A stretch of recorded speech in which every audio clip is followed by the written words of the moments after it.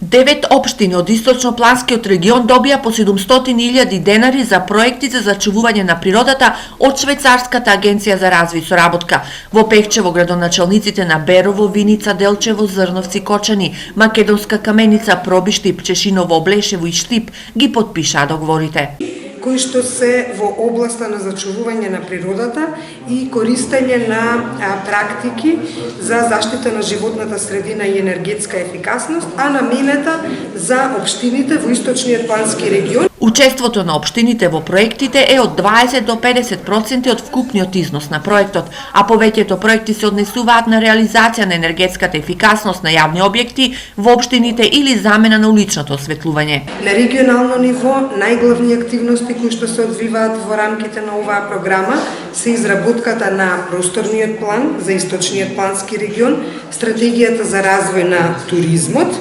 компоненти поврзани со агробиодиверзитетот, значи пред се мислам на подобрување на практиките во оризопроизводството. Останатите 6 општини од Брегалничкиот слив се во фаза на подготовка на проектната документација, а имплементацијата на нивните проекти ќе стартува наскоро. Инаку координатор на програмата е Фармахем во партнерство на организацијата Helvita Swiss Incorporation.